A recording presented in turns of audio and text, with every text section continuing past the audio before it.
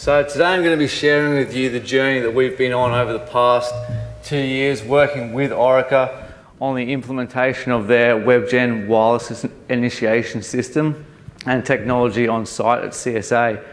Before I do, I'm just going to provide a brief site-specific overview of the characteristics and settings that make up CSA. So it was discovered approximately 125 years ago by a Cornishman, a Scotsman and an Australian.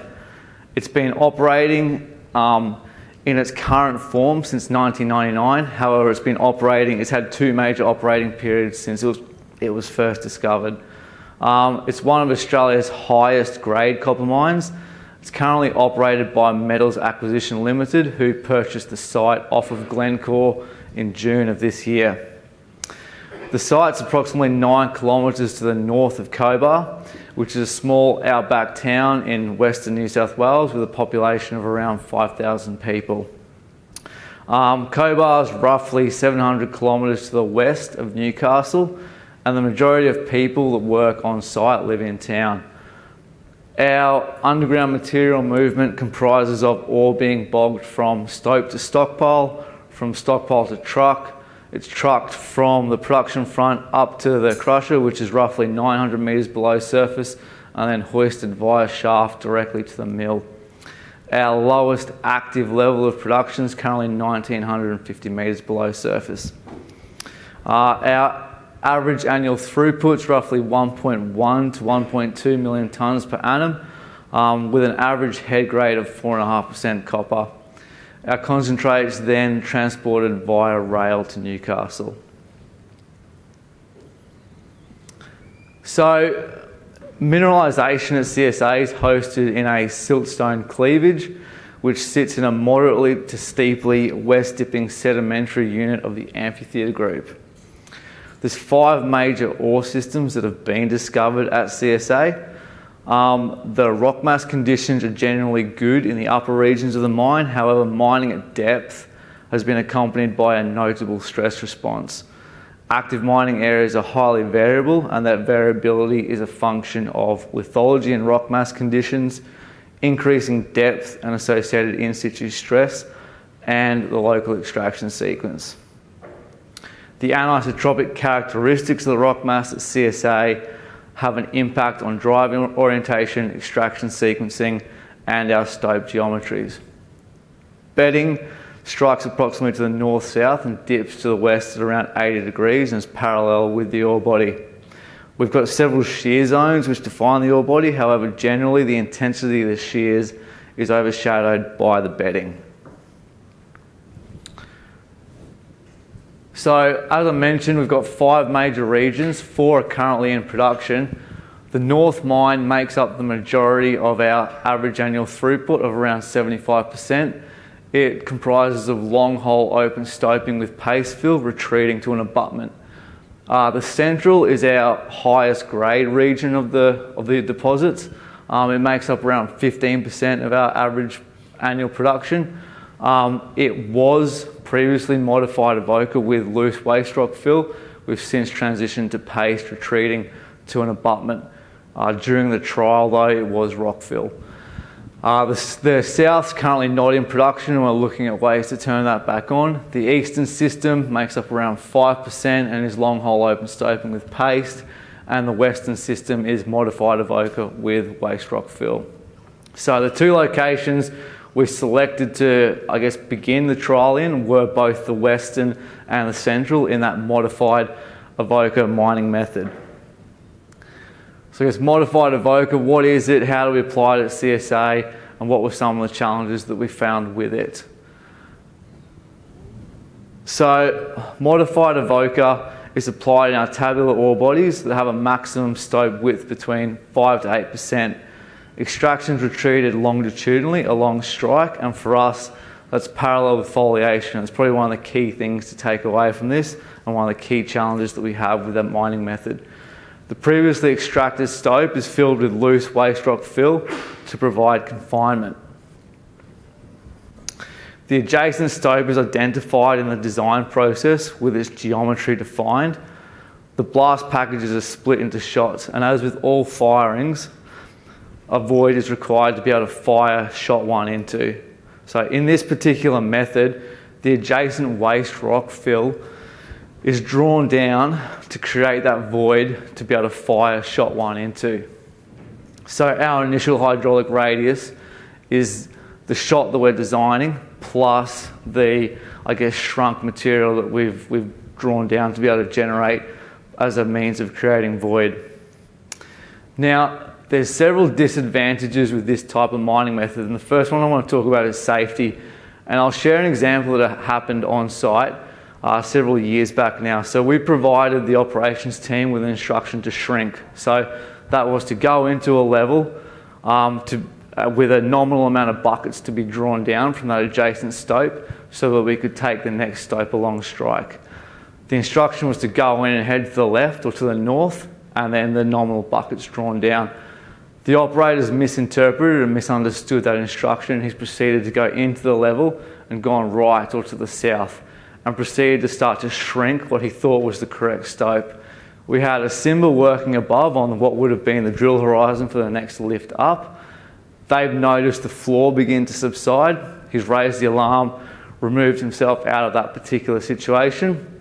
Thankfully, no one was injured. However, in that example, our controls were not effective. And if you look across the industry as a whole, with the management of remobilisation of loose waste rock fill, you could argue the effectiveness of the industry with its ability to manage remobilisation of loose waste rock fill. We also are required to place people back into an active mining area. So we'll drill fire shot 1, you've then got to put people back on top to drill and fire shots 2, 3 and 4. So you're working in close proximity to an active stope in front. The firing directions also promotes potentially the need to draw down additional waste material from the adjacent stope. You're firing your ore onto that waste rock filled stope adjacency. The next piece is equipment utilisation. Now, we've got to use between 80 to 120 loader buckets of waste to be able to create a suitable amount of void to be able to fire shot 1 into. Now, at 12.5 tonnes a bucket and around 30 stopes per year, we're removing and rehandling 30 to 45,000 tonnes of additional waste each year just for the means of creating void. For CSA, material movement is one of our key bottlenecks. The last one's around stope performance. So, as indicated on that example above, our initial hydraulic radius isn't just inclusive of the shot that we've taken out, it's also the drawn down material from the adjacency. As I mentioned earlier, we're retreating parallel with foliation. So we've got an expanding HR and we've got challenging ground conditions either side of the ore body. That has the propensity, intensity to, I guess, result in additional overbreak due to the unravelling and unconfinement of that expanding hydraulic radius with respect to the rock mass.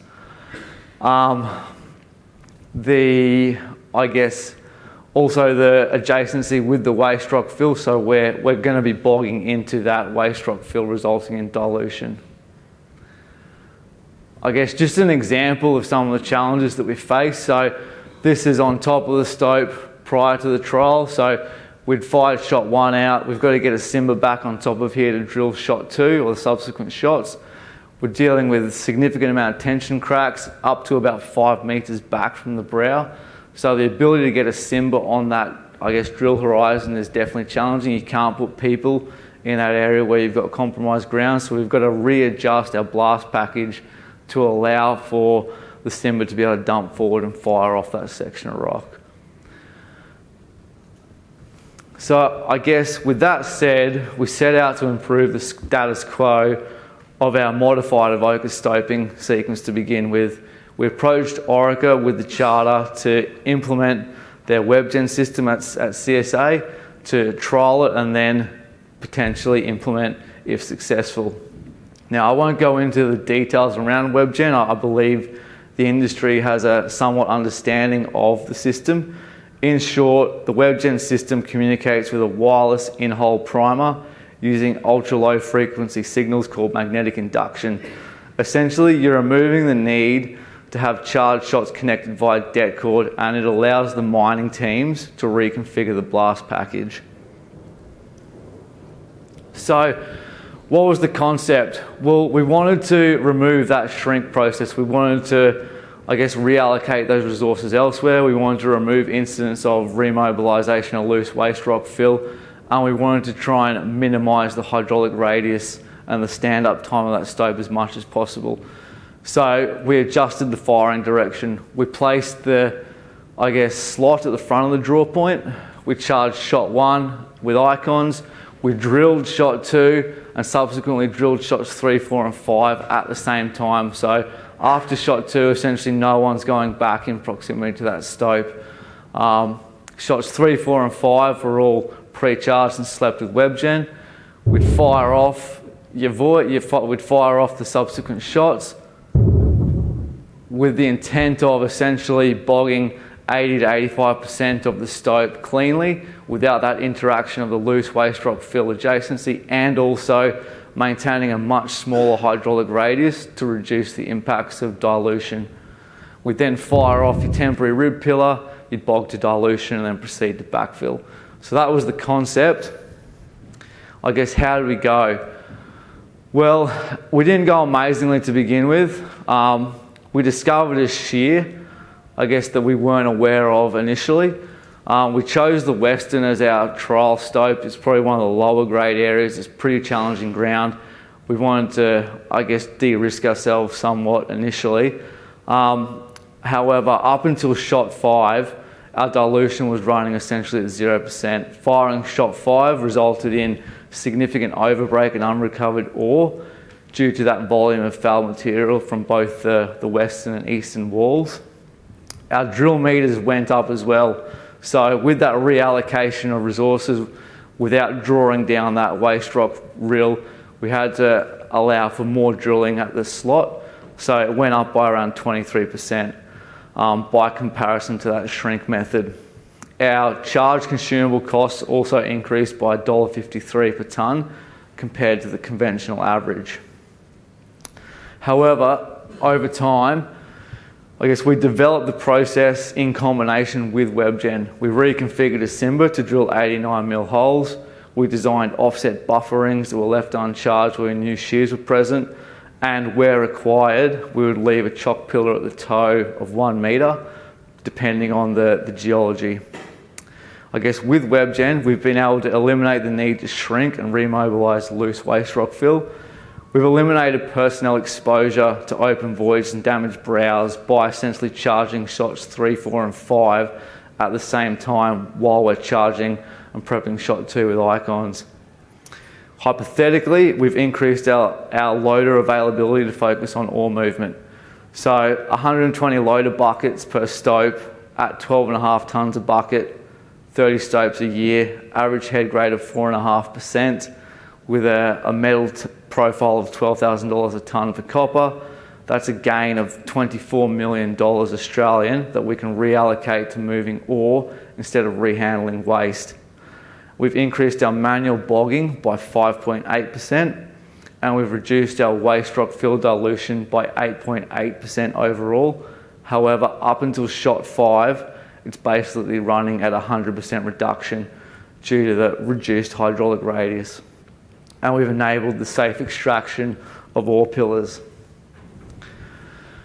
I guess once you start with a concept, and this is where new technology really takes over, you're able to start playing and doing different things, particularly in areas where you've got challenging ground. This next example is, I guess I'd like to preface by saying, hindsight's not a luxury that most mining operations have. There's times when the need to return a positive budget or return on investment outweighs logical geotechnical consideration.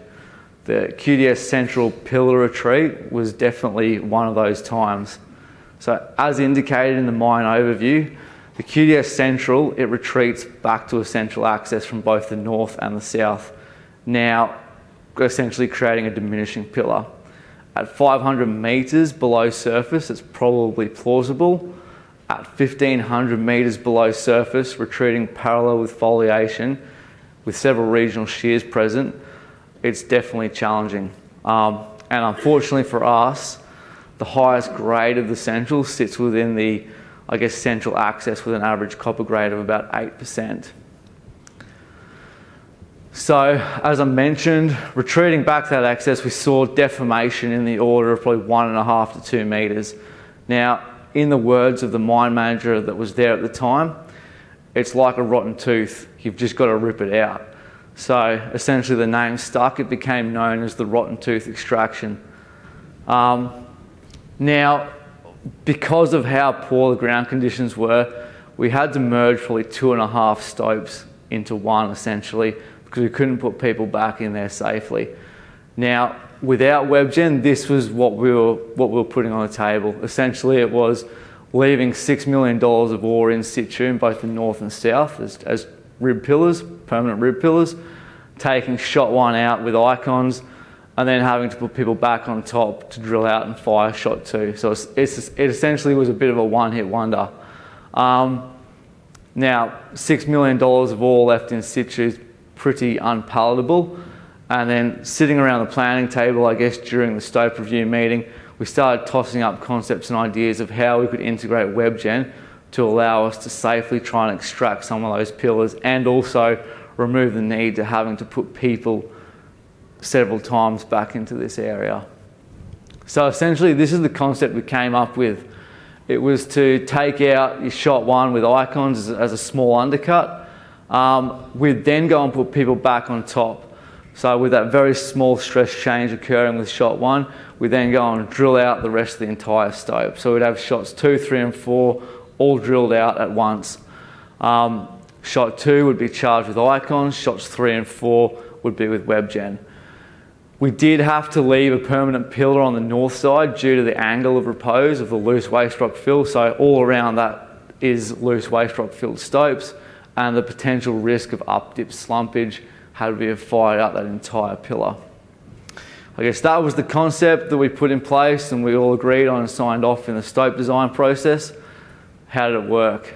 So with WebGen, in this pretty challenging situation, that's the results of the CMS, we were able to get an additional 252 copper metal tonnes compared to what would have been left in situ had we have not used this technology. So we gained an extra $3.1 million with the application of this technology in a pretty challenging situation, and we removed having to put people back into that area.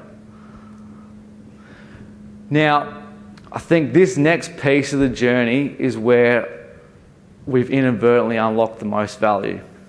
How do you maintain the same production profile, yet reduce 12% of the operating development profile each year that has the ability to be reallocated to capital development, which is going to have a much greater rate of return?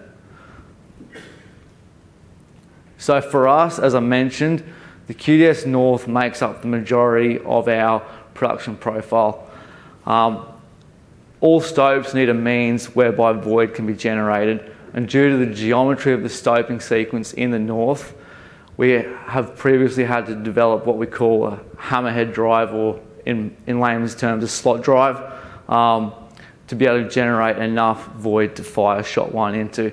So that's 8 metres of development both to the north and the south, so 16 metres in total, strike parallel with foliation, with an expected stand-up time of between 2 to 4 weeks. So this means a void ties up resources for such a small stand-up time. It's developed just in time, and it often leads to equipment damage with tight geometries like your trailing cable, so you've got to come in and arctic around the corner and then reversing back around. We've had a lot of occurrences where we've snotted trailing cables. So on average each year, we develop around 333 metres of hammerheads with an average cost of $7,365 per metre. That's $2.45 million per year we spend on just-in-time development just to blow it up 2 weeks later. We open up 20 additional three-way intersections that need cable bolting, and it's an extra 20 north-south strike drives that quickly become susceptible to deterioration, and at times, even with such a small stand-up time, require rehab. All right, so what was the concept? I guess it was to basically drill out shot 1 with icons while you've drilled shot 2 and pre-charged with WebGen and fire that up into the void that we've created. How did it go? It didn't go amazing to begin with again. Basically it had a lot of underbrake and had to go and recover that from the downholes above. However, over time the concept evolved and we decided to increase the apex, drop the wings down and split the shots in shot 2. I guess how did it perform? That's the results that we've achieved, and that's the results we're continuing to achieve. So much so that we've now adjusted our life of asset plan and removed all of the operating development required for the north stopes and reallocated it. I guess this example is just to highlight that you can't assume it's going to work everywhere. We had a very high grade location, average copper grade I think of around 13%. In a pocket on the north side. We did several signal surveys as we were progressing our way in. They came back as good and good to go. The third survey was our in-hole survey where we actually extend the repeater up the hole to check that we're going to actually be able to communicate with the wireless primer before we actually go and put it in the ground, and it didn't get signal. So we had to at the last minute adjust our plan and develop the hammerhead on the south side. So being aware of your limitations and what impacts your signal surveys is a key to the success of this technology. I guess overall, we've been able to eliminate 16 metres of development per stope with an estimated saving of around 117 grand per stope. We've reduced the need to develop in that unfavourable orientation. It's allowed for faster setup time of stopes, so we're bringing stopes online around 2 weeks earlier. It's allowed for easier positioning of the drill rig to be able to just look to the left and right rather than having to try and tram in around the corner. There's less ground support material in the ore stream. That north-south development for us is extremely ground support intensive, and it has allowed us to, we've readjusted our life of asset plan and eliminated that development. I guess in summary, very briefly, the implementation of Orica's WebGen technology at CSA has definitely improved our safety profile. We've seen huge efficiency gains and we've improved stope performance and cost. I guess a project of this nature isn't done by one particular individual. There's a lot of people involved in the trial to implementation and execution and then to embedding it into our system. So between the site team and the Orica teams, it's been a great success. And thank you very much. I hope you guys have got something from our presentation.